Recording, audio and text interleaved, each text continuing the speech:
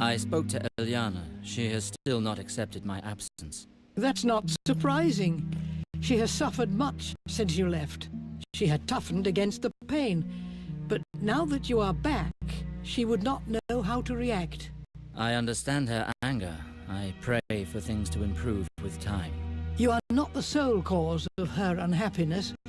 As I told you, Ilyana took over managing the lands when your father began to fade. She moved heaven and earth to try to get Riverspring out of this mire. Our family has always served House Lannister with loyalty. What have they done to help us? For 15 years your father refused to speak with them, but after his death, Ilyana requested an audience with Queen Cersei Lannister. The audience did not go well, and the Queen will only help us once Riverspring has a new lord at its head.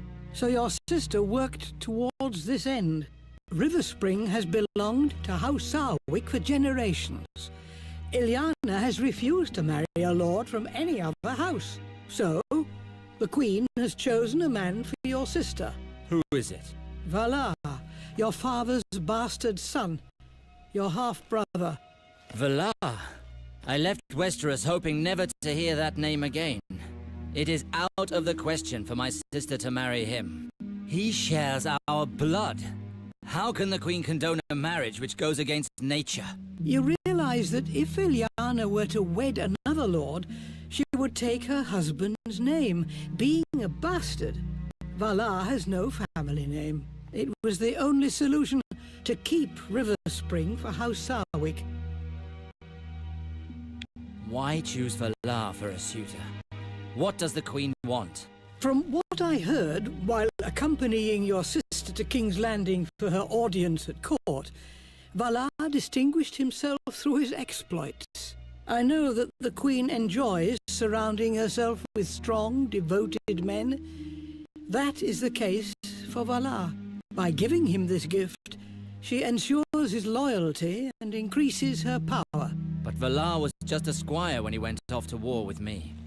It would take more than that to be a suitor worthy of our name. Seeing him return alone from the war, your father blamed him for your disappearance. No matter how much Valar claimed to work for the prosperity of House Sarwick, your father wouldn't hear any of it. He cursed him and chased him away from Riverspring for good. Your half-brother was mad with rage and left seeking vengeance.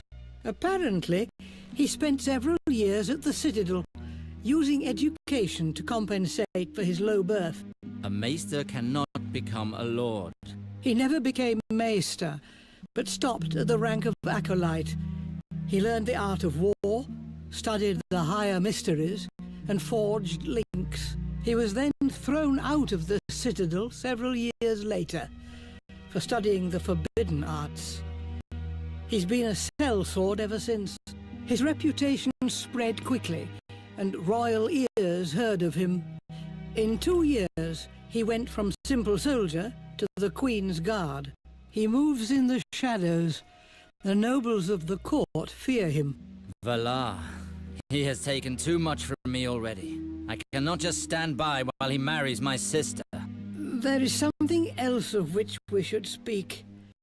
I would have liked to spare you this. I do not believe that your father's death was an accident. There are certain indications that lead me to believe that he was poisoned. Are you sure? Believe me, Alistair, I know this subject. The Strangler is a difficult poison to detect, but it leaves certain traces that cannot be caused by anything else. Did father have any ongoing conflicts which could have prompted someone to murder him? I am not certain, but there are rumors of a possible culprit. Tell me who it is. This may overwhelm you, but the rumors say that it is your younger brother, Garwin. Garwin? He was but a child when I left. He and Lord Reynold had some serious quarrels, and he disappeared on the very night of your father's death. We've had no news of him since. Why? Why would he have done such a thing? Maester Harwin, the people are rebelling. Rioting has broken out throughout the town. With all of this festering discontent, it was only a matter of time before this happened.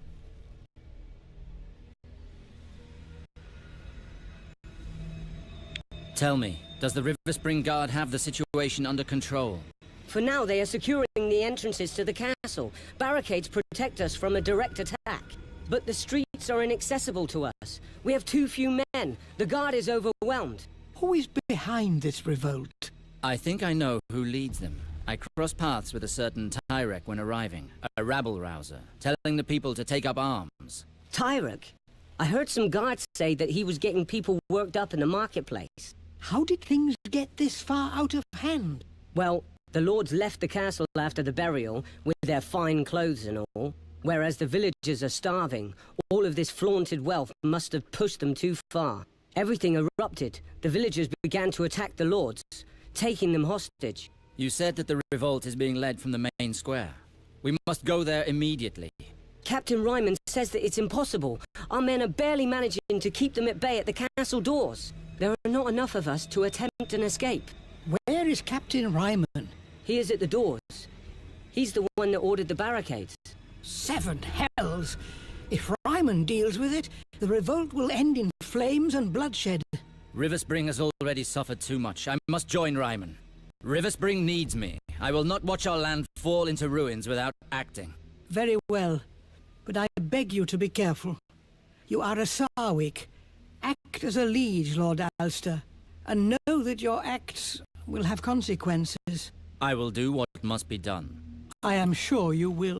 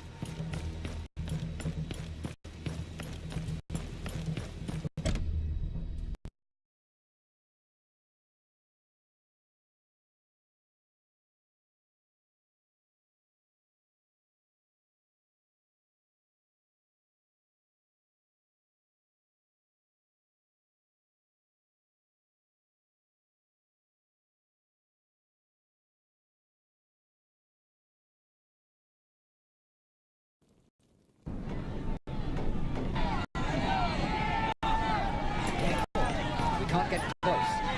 We should be able to regain control of the situation with an all-out attack. They're organized well enough, but they're still just beggars with pitchforks and spades. Well, well, look who's here, dear Alistair. What have you come for, my good cousin? I hope you're thinking more clearly than you were earlier. I have no lessons to learn from a coward. Let's not start that again. Ryman, I did not come here to fight with you. What can you tell me of the situation here? We've almost regained control of the southern part of town. My soldiers are about to clean it out. But in the marketplace, there are still skirmishes between rioters and people loyal to our cause. Nobles who came for the ceremony are still being held hostage by rebels on the docks in the northern part of town. Very well. Let's go, Ryman. I want to see this for myself. Really? His lordship would like to see this for himself? Well, then, I'd be happy to accompany you to see this. I cannot wait to see you reason with this gang of peasants. I hope that blade at your belt is not just for decoration. Here, take my flask. You might need it.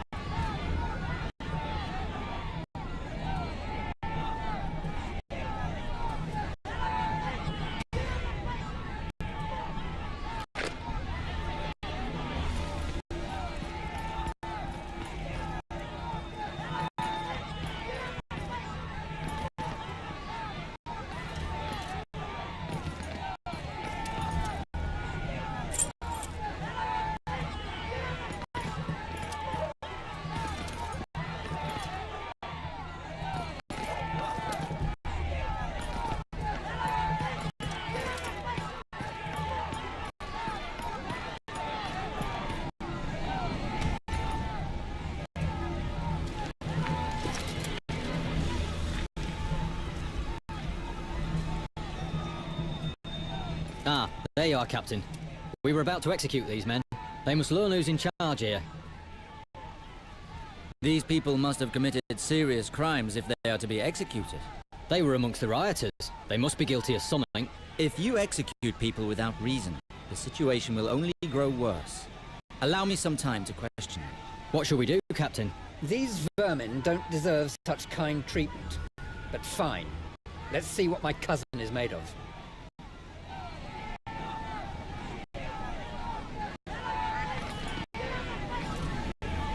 Tell us why you're here, friend. They started it. We just came to ask for something to eat. Shut your mouth, scum! You killed one of our men in the port, and you will pay for that!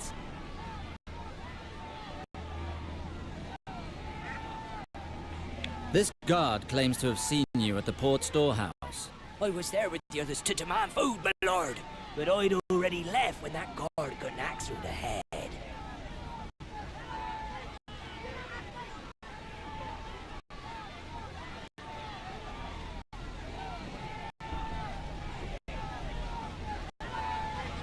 What is this man being accused of? My lord, this man was seen in the port, where the rioting broke out. And you suspect that he is responsible for this unrest? One of our guards was killed in front of the storehouse. Someone must pay for that. So, the guard had his head split open by an axe. How were you aware of this if you left before it occurred? Take this man to the dungeons. Right away, my lord. This man was found near the dying body of one of our men. Look at him. He's pissed himself. You don't need more proof than that. What were you doing near this guard's body? I beg of you, my lord. I am innocent. I swear it by the Seven.